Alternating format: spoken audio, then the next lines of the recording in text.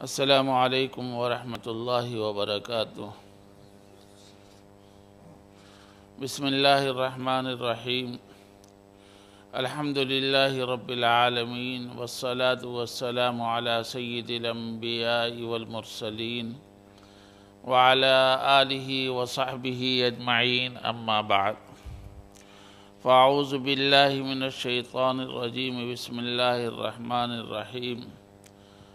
قال اللہ تبارک و تعالی فی القرآن المجید والفرقان الحمید۔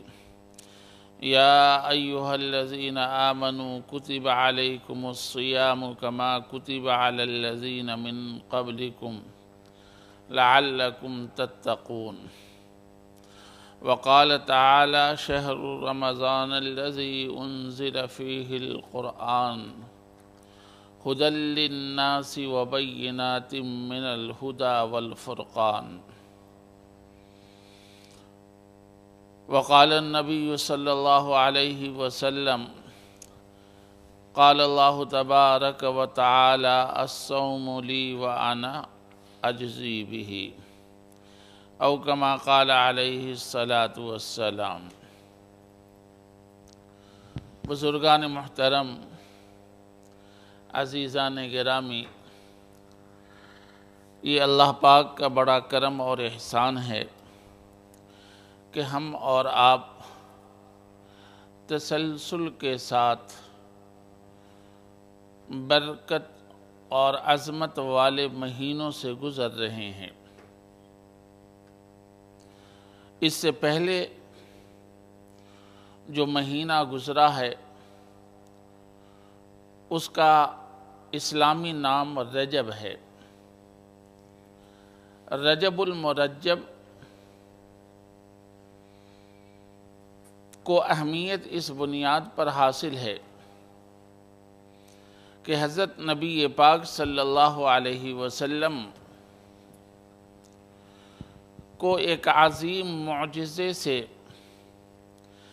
اسی مبارک مہینے میں سرفراز کیا گیا، یعنی معراج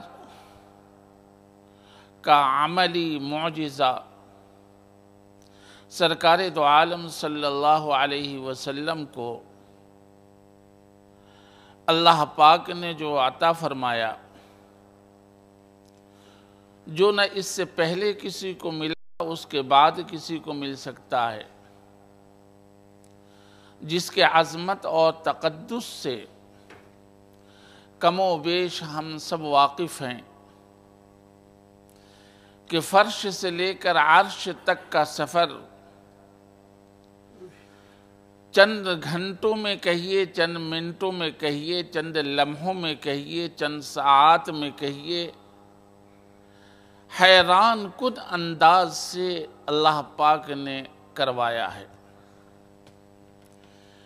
معراج سے متعلق عموماً جو باتیں ہم اور آپ سنتے ہیں،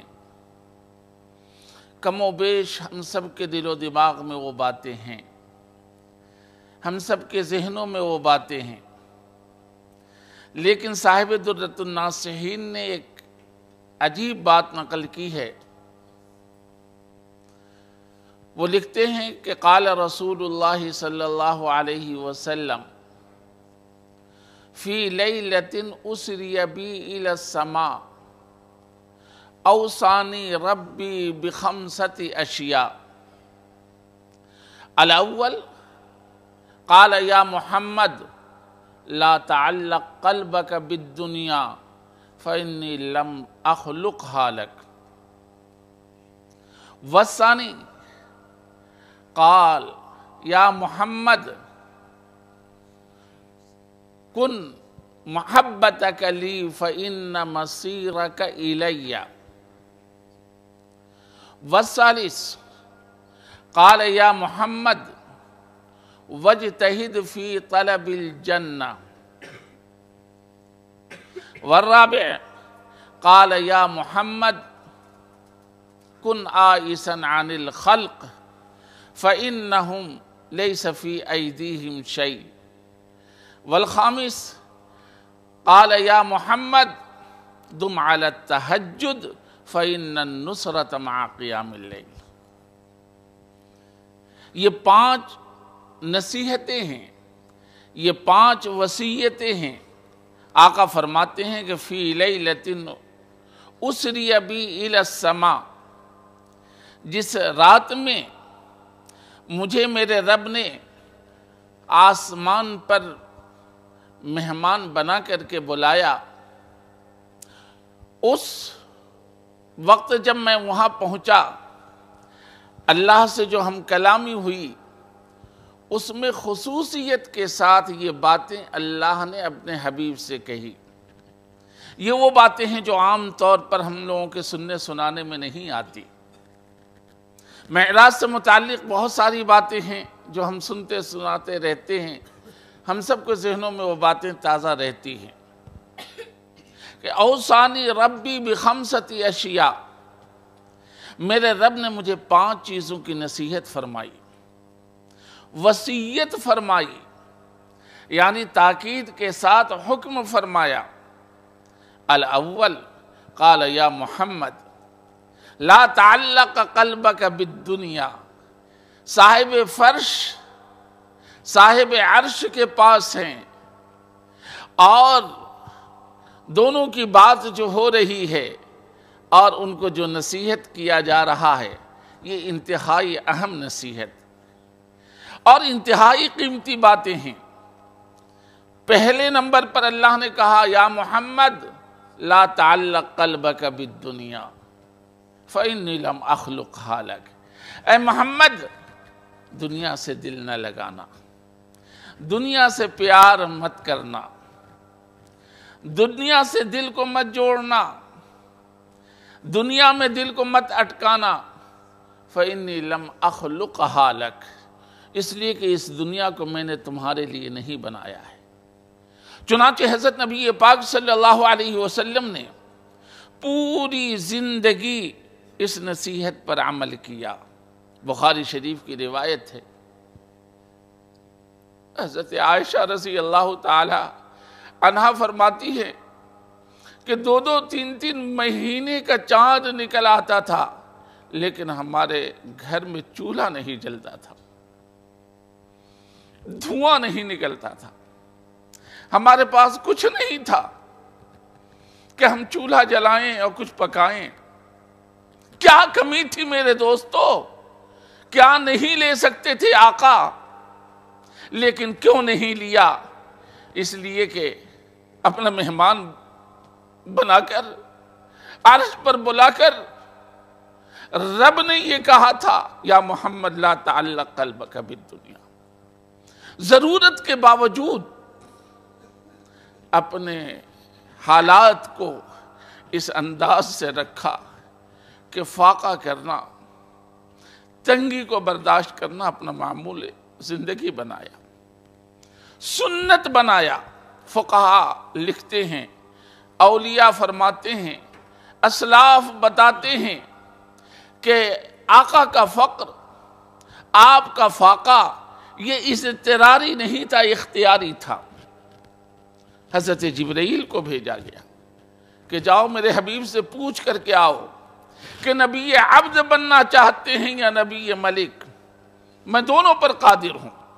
عبدیت کے ساتھ نبوت چاہیے، وہ بھی دینے پر قادر ہوں، اور سلطنت کے ساتھ اگر نبوت چاہیے تو وہ بھی دینے پر قادر ہوں۔ قربان جائیے۔ آقا نے کہا کہ اے جبرائیل، میں نبی عبد بننا چاہتا ہوں، نبی ملک نہیں۔ ایک وقت کھانے کو ملے شکر ادا کروں، اور دوسرے وقت فاقہ ہو صبر کروں، میں نبی ملک نہیں بننا چاہتا۔ اور پوری زندگی تفصیل کا موقع نہیں، پوری زندگی آپ نے عبدیت کے ساتھ گزار دی۔ اٹھنے بیٹھنے کا انداز، چلنے پھرنے کا انداز، کھانے پینے کا انداز، انا آکل کما یاکل العبد، میں تو اس طرح سے کھانا پسند کرتا ہوں جیسے غلام کھاتا ہے۔ یہی نہیں بلکہ پھر یہ فرمایا کہ دیکھو اس طرح نہ کھاؤ، اس طرح سے نہ کھاؤ، اس طرح سے نہ کھاؤ، اس لیے کہ جبابرہ کا طریقہ ہے۔ یہ ان لوگوں کا طریقہ ہے جن کا اللہ سے تعلق نہیں ہے، جن کا اللہ سے کوئی رشتہ نہیں ہے، جو اللہ کی نگاہ میں کوئی حیثیت نہیں رکھتے ہیں، بلکہ اس طرح سے چلو، اس طرح سے رہو، اس طرح سے ملو، اس طرح سے جلو، تمہاری خلوت ایسی ہو، تمہاری جلوت ایسی ہو، تمہاری اجتماعیت ایسی ہو، تمہاری انفرادیت ایسی ہو، اور پوری زندگی عبدیت کے ساتھ گزار کر کے آپ نے دکھا دیا۔ یہاں تک کہ پیشکش کی گئی کہ جہاں آپ جائیں گے سونے اور چاندی کے پہاڑ آپ کے ساتھ ہوں گے، لیکن آپ نے قبول نہیں کیا۔ اسی لیے میرے دوستو، یہ بات ہم سب کے دل و دماغ میں تازہ رہنی چاہیے کہ دنیا کی ضرورت سے انکار نہیں ہے، دنیا کی ضرورت ہے، لیکن اس سے کہیں زیادہ دین کی ضرورت ہمیں ہے، آخرت کی ضرورت ہے، لیکن ہم دنیا کی ضرورت کے سامنے آخرت کی ضرورت کو بھول جائیں، یہ نادانی کی بات ہے۔ یہ نادانی کی بات ہے۔ دانائی کی بات یہ ہے کہ ہم اس کی ضرورت کو اگر سمجھتے ہیں تو اس کی ضرورت کو بھی سمجھیں، آخرت کی ضرورت کو بھی سمجھیں، دین کی ضرورت کو بھی سمجھیں، اچھے اخلاق کی بھی ضرورت کو سمجھیں، اللہ کا تعلق پیدا ہو یہ بھی ایک ضرورت ہے، اس کو بھی سمجھیں، اللہ کی رضا حاصل ہو اس کو بھی سمجھیں۔ تو حضرت عائشہ فرماتی ہے کہ 2 3 چاند نکل جاتا تھا، لیکن ہمارے چولہوں میں دھواں نہیں ہوتا، چولہے نہیں جلتے تھے۔ پوچھنے والے نے پوچھا پھر گزر بسر کیسے ہوتا تھا؟ کہ ہمارے پاس سوائے اسودین کے اور کچھ نہیں تھا، یعنی پانی اور کھجور، کہ انہی 2 پر گزر ہوتا تھا، سارے کے سارے اسی پر منحصر تھے۔ اللہ نے ہمیں کیا نہیں دیا ہے آج؟ میرے دوستو، کم سے کم ہمیں دل و دماغ میں یہ بات تازہ رہے کہ اللہ کی کن کن نعمتوں سے ہم فیضیاب ہو رہے ہیں۔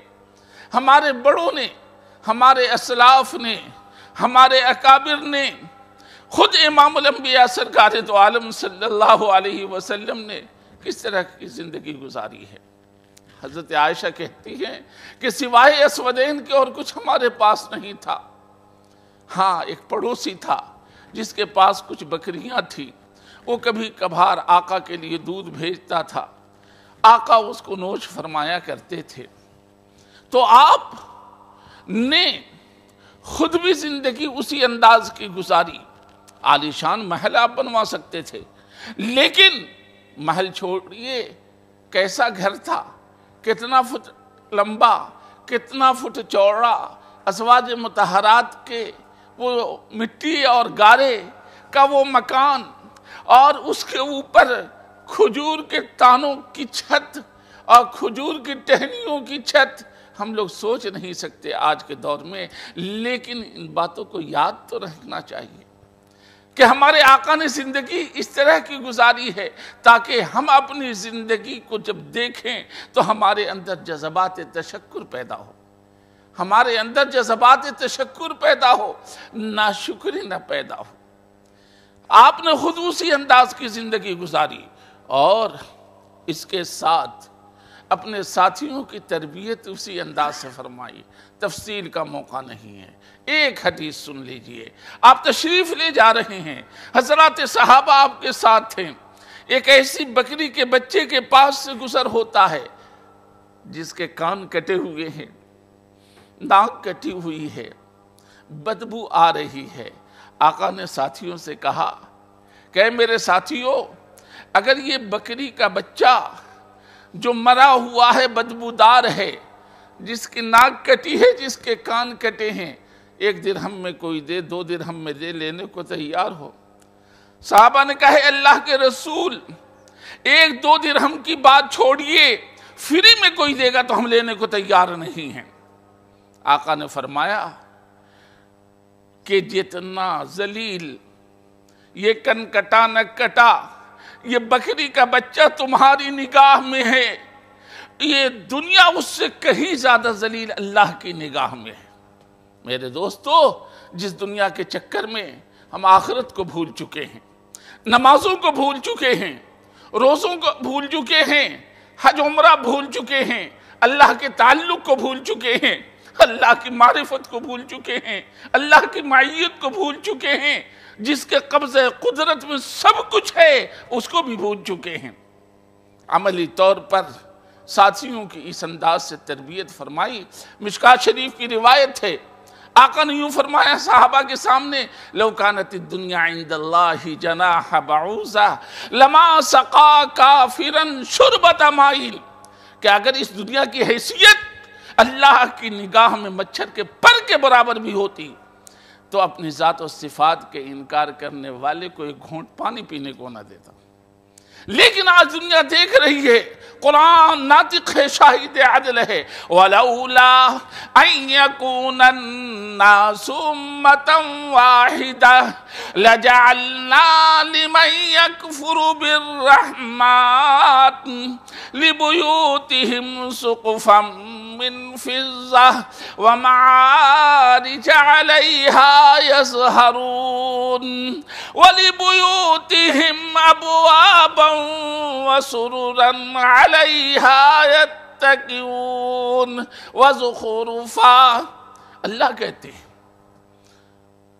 قرآن کہہ رہا ہے، شاہد عدل ہے قیامت تک، کہ ایمان والو تمہارے ایمان میں تذبذب نہ پیدا ہوتا، تشکیک سے نہ تم گزرتے، بلکہ تمہارے اندر عزم ہوتا، تمہارے اندر اذعان ہوتا، تمہارے اندر تیقن ہوتا، تمہارے اندر ثبات قدمی ہوتی، تمہارے اندر استحکام ہوتا، تو ہم ان بے ایمانوں کو، میری ذات و صفات کے جو انکار کرنے والے ہیں، ان کے گھروں کو، ان کے گھروں کی چھتوں کو، چڑھنے والی سیڑھیوں کو ہم چاندی کی بنا دیتے اور سونے اور چاندی کا ڈھیر لگا دیتے۔ یہ قرآن کہہ رہا۔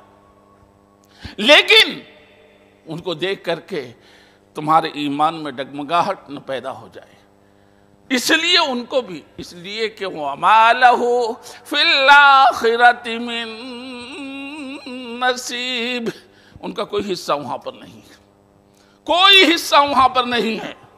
قرآن کہتا ہے، شاہد عدل ہے، وَنَادَى أَصْحَابُ النَّارِ أَصْحَابَ الْجَنَّةِ أَنْ أَفِيضُوا عَلَيْنَا مِنَ الْمَاءِ أَوْ مِمَّا رَزَقَكُمُ اللَّهُ۔ یہ کلمے والے، یہ ایمان والے، یہ اذان دینے والے، یہ نماز پڑھنے والے، یہ قرآن پڑھنے والے، یہ تسبیح پڑھنے والے، یہ ذکر کرنے والے، یہ تلاوت کرنے والے، یہ اللہ کی رضا رکھنے والے، یہ اللہ کو یاد کرنے والے، یعنی یہ اللہ کے اپنے بندے، وہاں پر پہنچ کر جب اللہ کے محلات جو آپ کے لیے اللہ نے بنائے ہیں، جنت کس کے لیے بنائی ہے؟ ان کے لیے؟ ارے ان کے لیے نہیں، آپ کے لیے ہے۔ لیکن میرے بزرگوں، ہم بھول جاتے ہیں کہ ہمارا اصلی گھر وہ ہے۔ ارے ان الدنیا دار من لا دار لہ، ان الدنیا دار من لا دار لہ ولہا یجمع من لا عقل لہ۔ دنیا اس کا گھر ہے جو بے گھرا ہو، یہ دنیا اس کا گھر ہے جو بے گھرا ہو۔ یہ کلمے والا، یہ رب والا، یہ محمد الرسول اللہ کو ماننے والا، سنت کے مطابق زندگی گزارنے والا، یہ نماز پڑھنے والا، یہ اذان دینے والا، یہ روزہ رکھنے والا، یہ تلاوت کرنے والا، یہ زکوٰۃ دینے والا، یہ صدقہ کرنے والا، کہاں؟ یہ بے گھرا نہیں ہے۔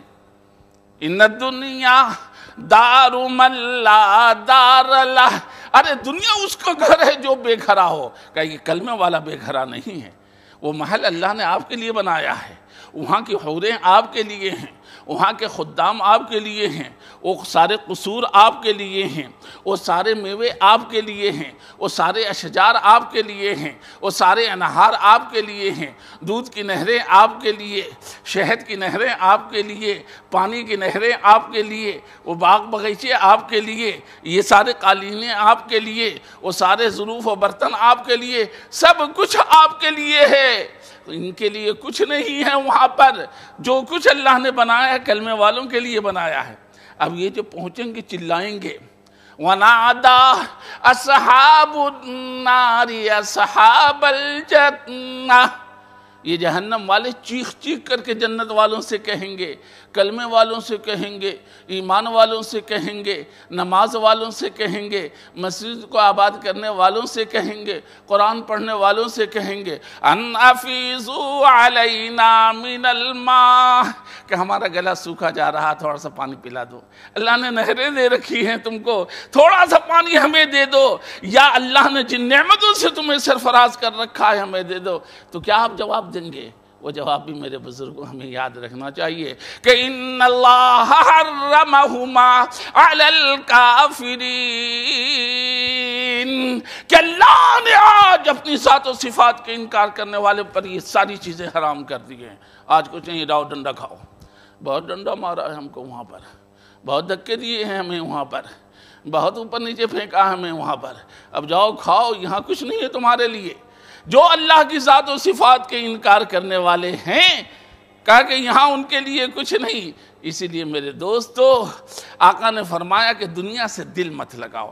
حضرت مفتی محمد شفیع صاحب اس لیے فرمایا کرتے تھے کہ اس دنیا کو حلال طریقے پر اگر آپ نے کمایا ہے، جیب میں رکھو جائز، پرس میں رکھو جائز، بینک میں رکھو جائز، لاکر میں رکھو جائز، صندوق میں رکھو جائز، پرس میں رکھو جائز، بیگ میں رکھو جائز، سوٹ کیس میں رکھو جائز، لیکن اس دنیا کو دل میں مت رکھنا۔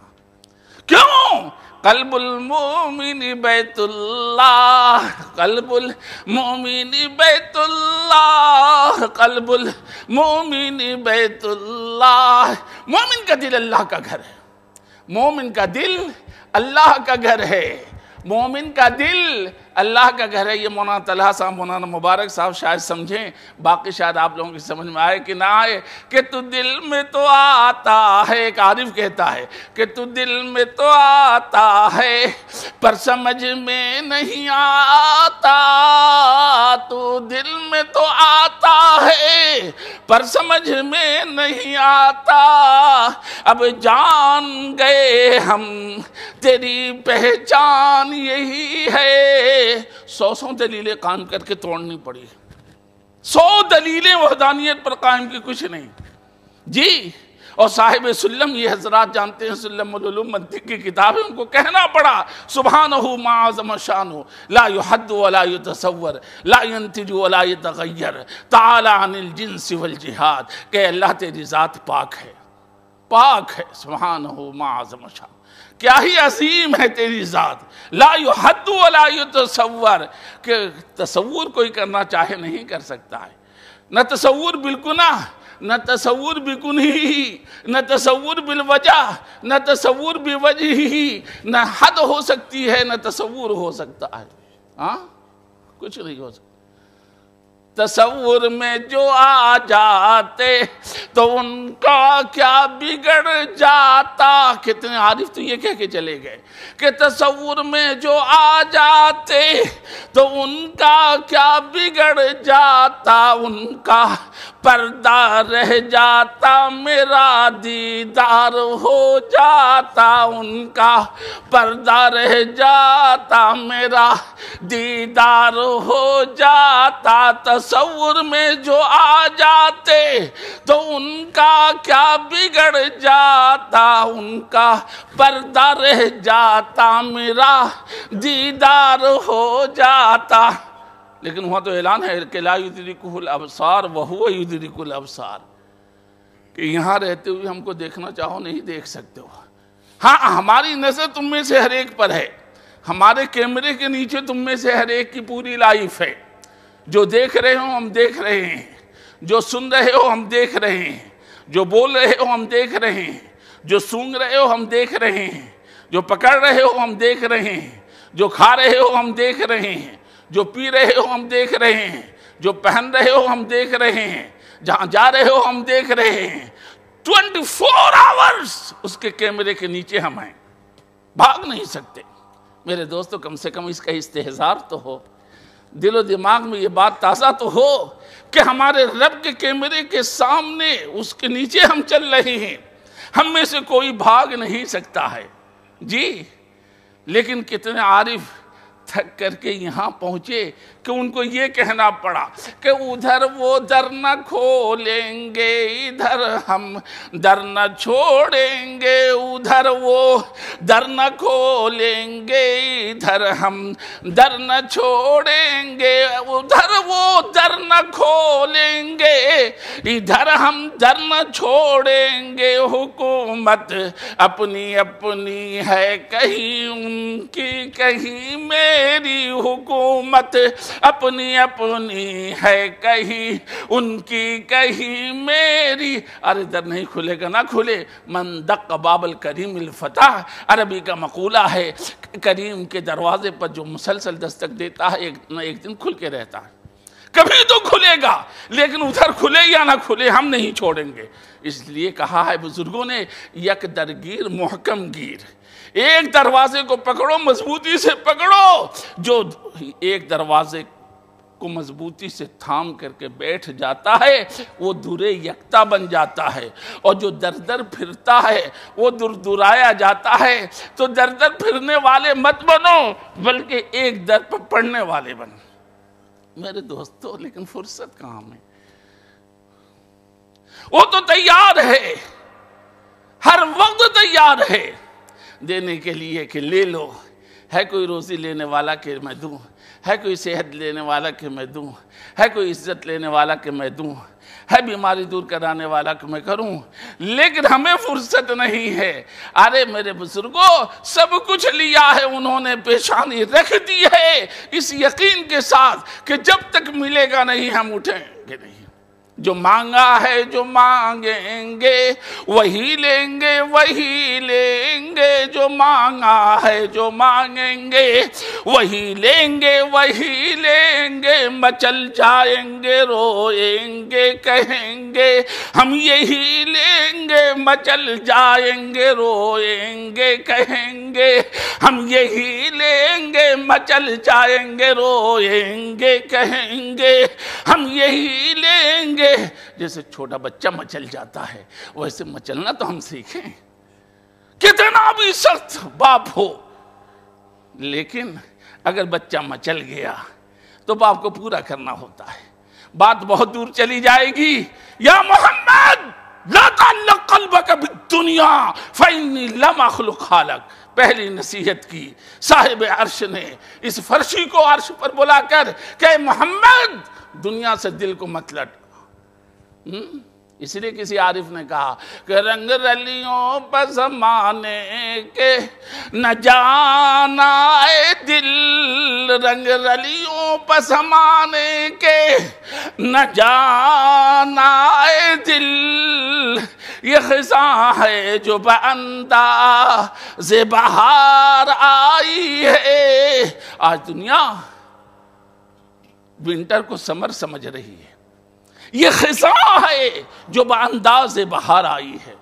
دنیا کی رانائی، دنیا کی اٹک مٹک اور دنیا کی شادابی کے چکر میں ضرورت ہے، ضرورت کے درجے میں رکھو، بہت مت دل لگاؤ اور اس کو دل کے اندر مت رکھو۔ قلب المومن بیت اللہ، قلب المومن بیت اللہ، قلب المومن بیت اللہ، قلب المومن بیت اللہ۔ مومن کا دل اللہ کا گھر ہے، اللہ کی محبت اس میں رکھو، اللہ کا تعلق اس میں رکھو، اللہ کی رضا اس میں رکھو، اللہ کا تقوی اس میں رکھو، اللہ کا دھیان اس میں رکھو، اللہ کی خوشنودی اس میں رکھو۔ یہ دنیا جس کو اللہ نے جب سے بنایا ہے کبھی محبت بھری نگاہ سے نہیں دیکھا، اس کی محبت اس میں مت ڈالو، ورنہ تو اللہ کے گھر کو تم ناپاک کرو گے اور اس کے گنہگار تم بنو گے۔ یا محمد لا تعلق قلبک بالدنیا فإنی لم اخلقها لک۔ دوسری نصیحت کی اللہ نے اپنے حبیب کو کہ یا محمد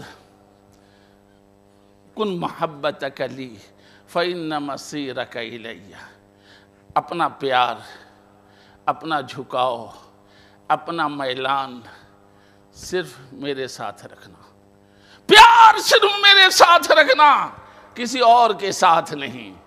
محبت کہتے ہیں میرے بزرگوں میلان نفس کو، دل کے جھکاؤ کو۔ یہ ضروری نہیں انسانی سے ہو، اس قالین سے پیار ہو گیا تو دل جھک گیا اس کی طرف، اس رومال سے پیار ہو گیا، دل جھک گیا اس کی طرف، چشمے سے پیار ہو گیا، جھک گیا اس کی طرف۔ محبت میلان کو کہتے ہیں، اور وہ میلان جب اس کے اندر جلن شروع ہو جائے، ابال شروع ہو جائے، بےتابی شروع ہو جائے، یہاں تو افسوس یہ ہے کہ اردو کی بھی مارا ماری ہے۔ اب آپ کی زبان ہم جانتے نہیں، ہماری زبان آپ جانتے نہیں، سمجھتے نہیں، تو کریں تو کیا کریں؟ بہرحال اللہ کچھ نہ کچھ تو سمجھا ہی دیتا ہے آپ کو، ہم بھی کوشش کرتے ہیں۔ تو جب اس میں بےتابی پیدا ہو جاتی ہے، سوزش کی شکل پیدا ہو جاتی ہے کہ بغیر اس کے سکون نہیں، بغیر اس کے اضطراب ہے، بغیر اس کے پریشانی ہے، بغیر اس کے عجیب کیفیت ہے، تب یہ جب کیفیت پیدا ہوتی ہے تو اس کا نام عشق ہے۔ محبت وہ ہے، صرف میلان ہوا، اور اگر یہ کیفیت آ گئی تو یہ عشق ہے۔ اور میلان ہوتا کیوں ہے؟ کبھی کمال کی وجہ سے، کبھی جمال کی وجہ سے، کبھی احسان کی وجہ سے، یعنی اتنا کمال ہے اس میں کہ دل جھک گیا اس کی طرف، بہترین انجینئر ہے، دل جھک گیا اس کی طرف، جمال کی وجہ سے، خوبصورتی کی وجہ سے، اتنا اچھا وہ پھول لگا کہ دل جھک گیا اس کی طرف۔ اور تیسری چیز ہے احسان، احسان کی وجہ سے اس نے اتنا احسان کیا آپ پر کہ دل جھک گیا اس کی طرف، آپ اسی کے ہو کے رہ گئے۔ یہ بتائیے کہ یہ تینوں صفات اگر دنیا میں تلاش کریں گے تو کہیں آپ کو ایک جگہ سے یہ تینوں صفات ملیں گے نہیں۔ یہ تینوں صفات علی وجہ الاتم اللہ کے اندر ہے۔ کمال بھی ہے، جمال بھی ہے، احسان بھی ہے، لہٰذا اس دل کو اسی کی طرف جھکا رہنا چاہیے۔ چنانچہ آقا پوری زندگی اللہ کی طرف جھکے رہے، جھکے ہی نہیں رہے، صحابہ کی تربیت اسی لائن سے کی کہ دیکھو اگر اللہ کی محبت، اللہ اس کے رسول کی محبت ہر چیز سے زیادہ نہیں ہوگی، تمہارا ایمان کامل نہیں ہوگا۔ لا یؤمن احدکم حتی اکون احب الیہ من والدہ وولدہ والناس اجمعین۔ تو اے محمد یہ یاد رکھنا کہ یہ پیار، یہ محبت صرف میرے ساتھ رکھنا، اس کے علاوہ نہیں، اس لیے کہ اور چیزوں کا پیار سوائے افسوس کا اور کچھ تم کو نہیں دے گا۔ وجہ محبتک لی فإن مصیرک الی، اس لیے کہ لوٹ کے میرے پاس آنا ہے۔ جب لوٹ کے میرے پاس آنا ہے تو محبت کام آئے گی، وہ پیار کام آئے گا، وہ جھکاؤ کام آئے گا۔ تیسری نصیحت اللہ نے کی، یا محمد وَاجْتَہِدْ فِي طَلَبِ الْجَنَّةِ، جنت کی جستجو میں لگے رہنا، جنت کی تلاش میں لگے رہنا۔ چنانچہ پوری رات آپ عبادت میں گزار دیتے تھے، حتیٰ تورمت قدماں، پاؤں میں سوجن آ جاتی تھی۔ حتیٰ کہ بعض صحابہ نے کہا اللہ کے رسول آپ کے اگلے پچھلے گناہ معاف ہو چکے ہیں، کیا ضرورت ہے اتنے مجاہدے کی؟ آپ نے فرمایا فَلَا أَكُونَ عَبْدًا شَكُورًا، کیا شکر گزار بندہ میں نہ بنوں؟ جی تو جنت کی طلب میں ہمیشہ رہنا، جنت کی طلب میں ہمیشہ۔ چوتھی نصیحت کی، یا محمد کن عائسن عن الخلق فإنہ لیس فی ایدیہم شیء، ان کے ہاتھ میں کچھ نہیں ہے۔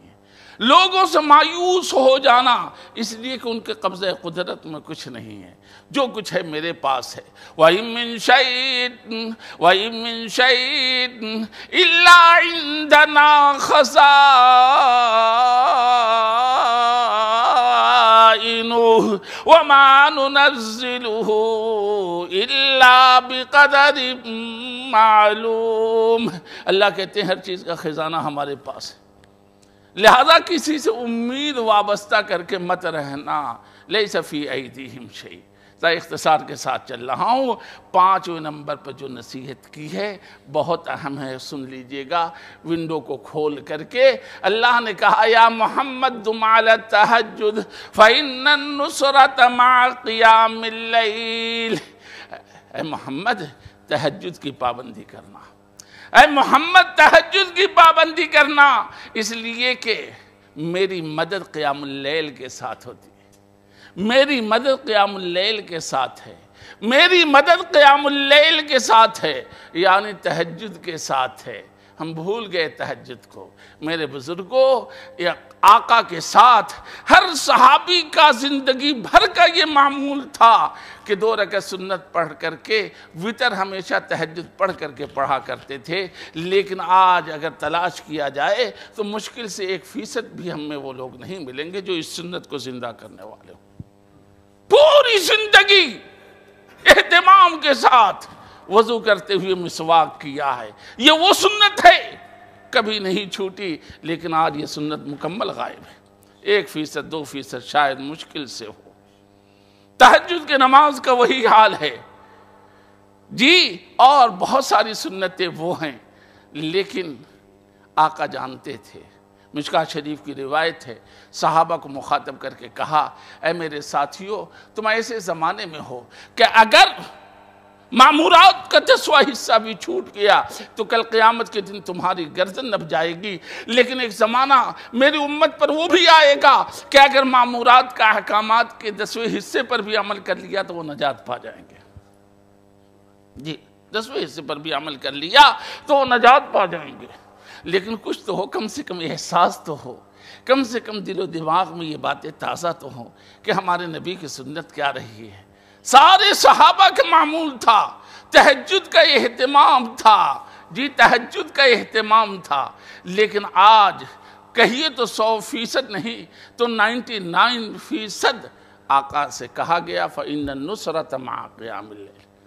فضائے بدر پیدا کر فرشتے تیری نصرت کو، فضائے بدر پیدا کر فرشتے تیری نصرت کو، اتر سکتے ہیں گردوں سے قطار اندر قطار اب بھی اتر سکتے ہیں۔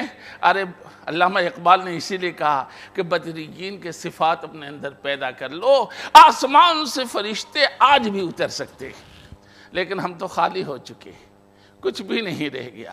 اس کے باوجود جو کچھ بھی ہے اس کا کرم ہے، جتنا ہے اس کا کرم ہے کہ ہم چلتے چلے جا رہے ہیں، ورنہ تو اپنے اعتبار سے خالی ہو چکے۔ یہ 5 نصیحتیں معراج میں آقا سے اللہ نے کی ہے۔ وہ مبارک مہینہ گزر گیا اور اس میں آقا نے اس کی اہمیت یہ فرما کر کے بڑھا دی کہ اللہم بارک لنا فی رجب و شعبان وبلغنا رمضان، کہ اللہ رجب و شعبان میں برکت عطا فرما اور رمضان تک کہ ہمیں پہنچا۔ تو آپ دعا کیا کرتے تھے رجب میں، اس لیے کہ رمضان تک پہنچنے کی وہ سیڑھی ہے، اور رجب کے بعد ایک قدم شعبان پر رکھیے اور اس کے بعد میں رمضان آ جاتا ہے۔ تو اللہ کے رسول صلی اللہ علیہ وسلم اہتمام سے یہ دعا کیا کرتے تھے کہ اللہم بارک لنا فی رجب و شعبان وبلغنا رمضان۔ رمضان کا مہینہ گزرا، اب اس کے بعد کہ آخری سیڑھی یہ شعبان کی ہے۔ شعبان بھی اس معنی کر سب سے اہم ہے کہ اس میں ایک اہم رات آتی ہے جس کو شب برات کہتے ہیں، اس سے متعلق بھی کچھ باتیں کہی جا سکتی ہیں، کی جا سکتی ہیں، لیکن افسوس وقت میں اتنی گنجائش نہیں۔ بہرحال شب برات کی وجہ سے وہ ایک اہم رات ہے، اہم رات ہے، بہت اہم رات ہے۔ اس میں آقا نے کیا کیا ہے اور صحابہ نے کیا کیا ہے وہ بھی اپنی جگہ پر موضوع بحث ہے، اس کی تفصیل میں اس وقت جانے کا وقت نہیں۔ یہ شعبان کا مہینہ جو ہے یہ بھی برکتی مہینہ ہے۔ اب اس کے بعد یہ بھی چند روز میں ختم ہونے والا ہے، اس کے بعد رمضان آئے گا، روزہ شروع ہو جائے گا۔ اللہ کہتے ہیں یا ایھا الذین آمنوا کتب علیکم الصیام کما کتب علی الذین من قبلکم لعلکم تتقون۔ اے ایمان والو، کتب علیکم الصیام، تم پر روزہ فرض کیا گیا، کما کتب علی الذین من قبلکم، جس طرح سے تم سے پہلوں پر روزہ فرض کیا۔ یہ نہیں کہا 1 مہینے کا روزہ فرض کیا گیا، یعنی اسی انداز سے صبح سے شام تک تم پر جیسے روزہ فرض کیا گیا تم سے پہلوں پر بھی فرض کیا گیا ہے۔ کہیں کے لیے اللہ کے خزانے میں کمی آ جاتی ہے کیا؟ سال بھر بہت کھلایا ہمیں، بہت پلایا ہمیں، بہت پہنایا ہمیں، اس لیے نہیں میرے بزرگوں، اللہ کہتے ہیں لعلکم تتقون، تاکہ تمہاری زندگی کے اندر تقوی آ جائے، تمہاری زندگی کے اندر تقوی آ جائے، تمہاری زندگی میں اللہ کا تعلق آ جائے، تاکہ تمہارا نفس مردہ ہو جائے جس کو 11 مہینے کھلا کھلا کے موٹا کیا ہے۔ آئیے سنیے ایک اہم بات جو شاید آج تک کہ آپ نے نہ سنی ہو۔ کیا صاحب درۃ الناصحین فرماتے ہیں، دھیان سے سنیے گا، بس بات ختم ہی ہونے والی ہے۔ صاحب درۃ الناصحین فرماتے ہیں کہ اللہ نے 2 چیزوں کو بنایا، ساری چیزوں کا خالق وہی ہے، لیکن یہ 2 چیزوں کا تذکرہ خصوصیت کے ساتھ اس مناسبت سے، عقل کو پیدا کیا، نفس کو پیدا کیا۔ ہم سب کو پتہ ہے، آقا نے فرمایا اعدى عدوك الذي بين جنبيك، سب سے بڑا دشمن تمہارے ساتھ ہر وقت رہتا ہے، ایک تو شیطان ہے اور دوسرا نفس ہے، اور نفس شیطان سے بھی بڑا دشمن ہے، اس لیے کہ ابلیس کو ملعون بارگاہ اس کے نفس ہی نے بنایا تھا۔ جب اللہ نے کہا سجدہ کرو، اس نے کہا یہ میں آنکھ کا مہینہ ہوا، وہ مٹی کا بنا ہے، میں جاؤں جھکنے اس کے سامنے، کہا ہے نہیں ہوا سر، کہا اچھی بات ہے جاؤ بھاگو، تو نفس ہی نے مارا تھا اس کو۔ یہ نفس جو ہے ہمارے ساتھ ہر وقت رہتا ہے، اسی کو شاہ وسیع اللہ صاحب رحمۃ اللہ علیہ کہا کرتے تھے، یعلم اللہ تا بجانا 2 قدم از بیش نیست، یعلم اللہ تا بجانا 2 قدم از بیش نیست، 1 قدم بر نفس خود نے دیگر در کوئے دوست، 1 قدم بر نفس خود نے، کہ اللہ تک کہ اگر پہنچنا چاہتے ہو تو بہت زیادہ کچھ کرنے کی ضرورت نہیں ہے، بس 1 قدم اپنے نفس پر رکھ لو، اپنے نفس کو مار لو، نفس کے تقاضوں کو دبا لو۔ یہی نفس ہے جو ہماری نگاہ کو غلط استعمال کرواتا ہے، یہی نفس ہے جو ہمارے کانوں کو غلط استعمال کرواتا ہے، یہی نفس ہے جو ہماری زبان کو غلط استعمال کرواتا ہے، یہی نفس ہے جو ہمارے منہ کو غلط استعمال کرواتا ہے، یہی نفس ہے جو ہمارے ہاتھوں کو غلط استعمال کرواتا ہے، یہی نفس ہے جو ہماری زبان کو غلط استعمال کرواتا ہے۔ اس لیے کہتے تھے یعلم اللہ تا بجانا 2 قدم از بیش نیست، یعلم اللہ تا بجانا 2 قدم از بیش نیست، 1 قدم بر نفس خود نے دیگر در کوئے دوست، 1 قدم بر نفس خود نے، 1 قدم نفس پر رکھ لو، دوسرا قدم دوست کی گلی میں۔ یعنی اللہ تک پہنچنے کے لیے بس ایک ہی کام ضروری ہے، کیا؟ اپنے نفس کو مار لو، اپنے نفس کو مار لو۔ اسی لیے آقا نے فرمایا، ترمذی شریف کی حدیث ہے، الکیس من دان نفسہ وعمل لما بعد الموت، والعاجز من اتبع نفسہ ہواہا وتمنى علی اللہ، کہ عقل مند وہ ہے، زیرک وہ ہے، دانا وہ ہے، باشعور وہ ہے، وہ سمجھدار ہے جو اپنے نفس کو تابع کر لے، ذلیل کر لے، دبا لے۔ من اتبع نفسہ ہواہا والکیس من دان نفسہ وعمل لما بعد الموت، اور مرنے کے بعد کے جو مراحل ہیں ان کی تیاری میں لگ جائے۔ اور وہ آدمی نادان ہے، بیوقوف ہے، والعاجز من اتبع نفسہ ہواہا، جو خواہشات کے پیچھے چلتا رہے، خواہشات کے پیچھے چلتا رہے، خواہشات کے پیچھے چلتا رہے، نگاہ کا استعمال غلط، کان کا استعمال غلط، زبان کا استعمال غلط، ہاتھ کا استعمال غلط۔ اور اگر کسی نے کہا کہ ارے بیٹا یہ کیا کر رہے ہو، ارے سوچ کر کے چلو نا، تو کیا کہتا ہے؟ تمنا علی اللہ۔ مولانا آپ کو نہیں پتا اللہ غفور الرحیم ہے؟ ہاں اللہ غفور الرحیم ہے، اللہ غفور الرحیم ہے تو اللہ رزاق بھی تو ہے، تو جاب کیوں تلاش کرتے ہو؟ اللہ رزاق بھی تو ہے تو کیوں کارخانے میں جاتے ہو؟ اللہ رزاق بھی تو ہے کہ بیٹھے بھی تو کھلانے پر قادر ہے، لیکن یہ شیطان اور نفس ہمیں پٹی پڑھاتا ہے، کیا کہ اللہ غفور الرحیم ہے۔ نفس اور شیطان ہمیں یہ پٹی پڑھاتا ہے کہ اللہ غفور الرحیم ہے، کہ جو لوگ اس انداز سے زندگی گزارتے ہیں وہ بیوقوف ہیں، نادان ہیں، اور دانا وہ ہیں جنہوں نے اپنے نفس کو اپنے تابع کر لیا ہے۔ والعاجز الكيس من دان نفسه وعمل لما بعد الموت والعاجز من اتبع نفسه هواها وتمنى على الله. تو دانائی کی بات یہ ہے کہ آدمی موت کو نہ بھولے، مرنے کے بعد کی زندگی کو نہ بھولے. جی تو اللہ نے نفس کو پیدا کیا اور کس کو؟ عقل کو پیدا کیا. اس کے بعد عقل کو بلایا. بس دھیان سے سنیے گا، بات اینڈ کو پہنچنے والی ہے. اللہ نے نفس کو عقل کو بلایا، بلانے کے بعد کہا کہ جا پیچھے جا. پھر آگے بلایا، پھر کہا پیچھے جا. عربی کے الفاظ ہیں مولانا طلحہ صاحب، مولانا مبارک صاحب. عقل سے کہا اقبل تو پٹ سے آگے، کہا ادبر پٹ سے پیچھے، اقبل آگے، پھر کہا ادبر پھر پیچھے، آگے پیچھے آگے پیچھے آگے پیچھے. عقل سے پھر آگے سوال کیا اللہ نے، من انت و من انا، تو کون ہے میں کون ہوں. پٹ سے عقل نے کہا انت ربی وانا عبدک الضعیف، آپ میرے رب ہیں، آپ میرے مالک ہیں، آپ میرے خالق ہیں، اب میں ایک کمزور بندہ مخلوق ہوا.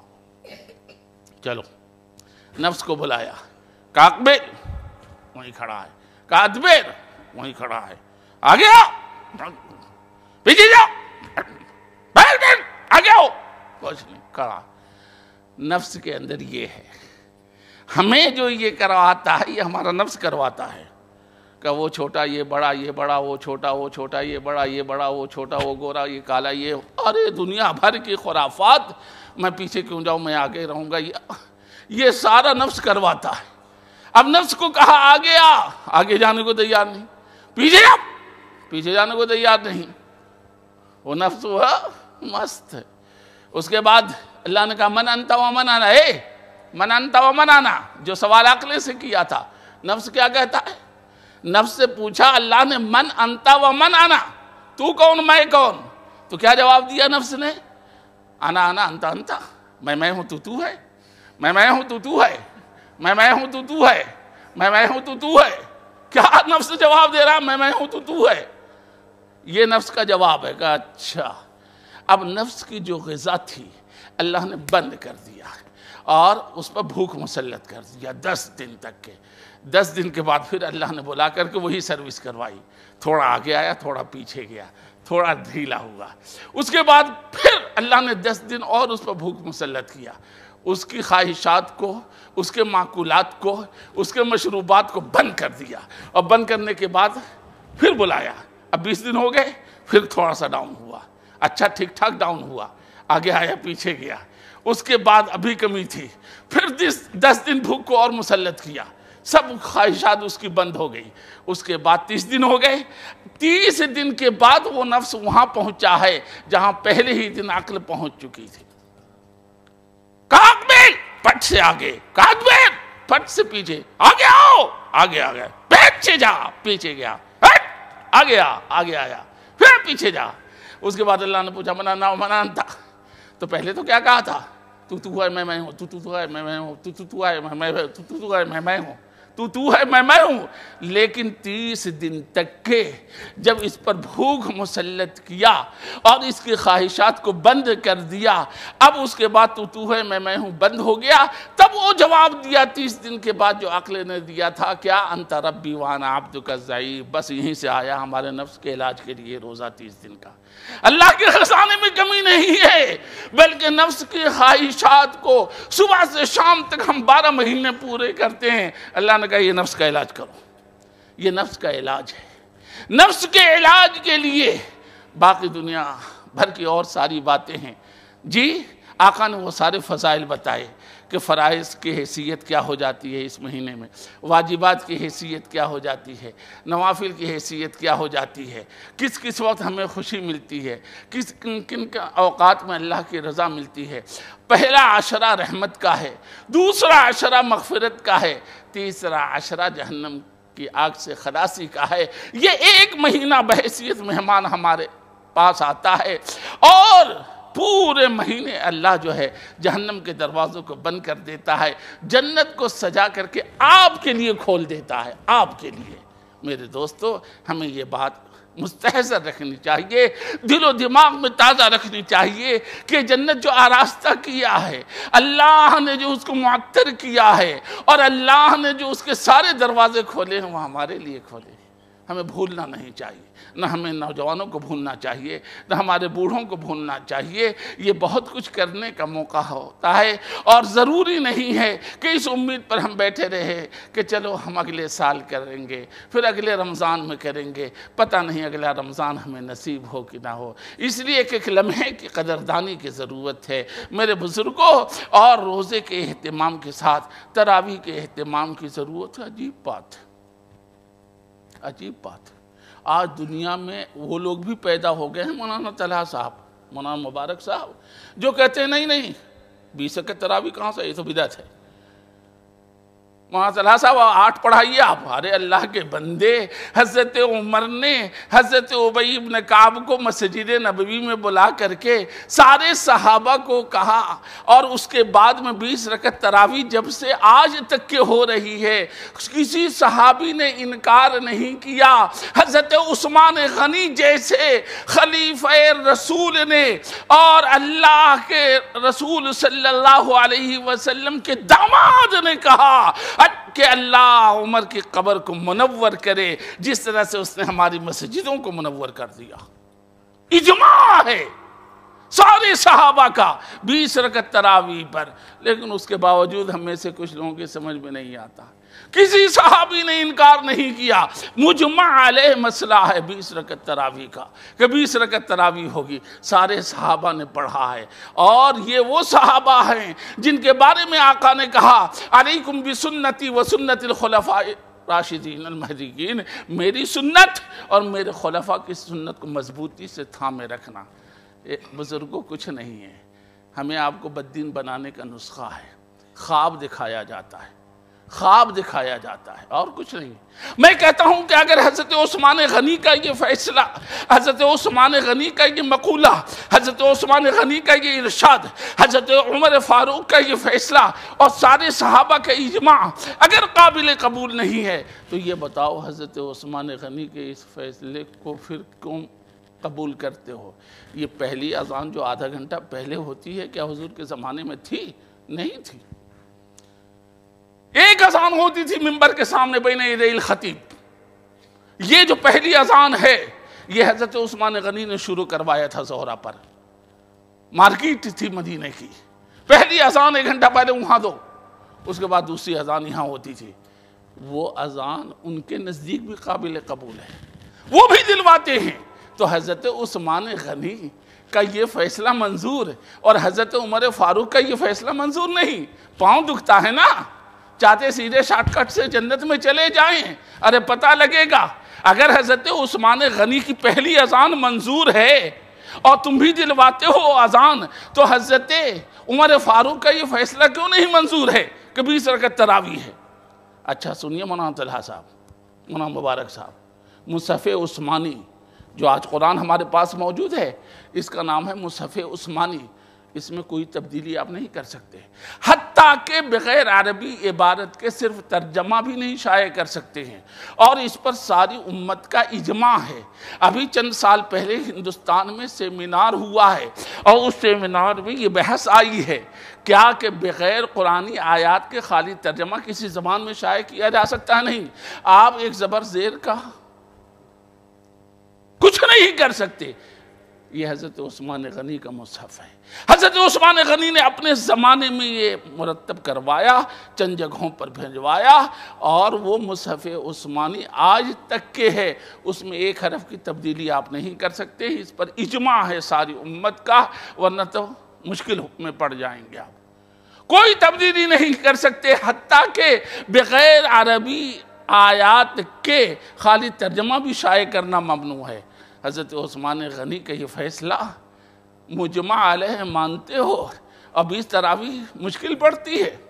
کیوں مشکل پڑتی ہے؟ حضرت عثمان غنی کے ترتیب شدہ قرآن میں بھی ذرا انگلی رکھ کر کے دیکھو نا، پتہ لگے گا۔ تو یہ 20 تراویح حضرت عمر فاروق رضی اللہ تعالی عنہ نے اپنے زمانے سے شروع کروایا، مجمع علیہ سارے صحابہ کا اجماع ہے اس پر۔ لیکن افسوس ہوتا ہے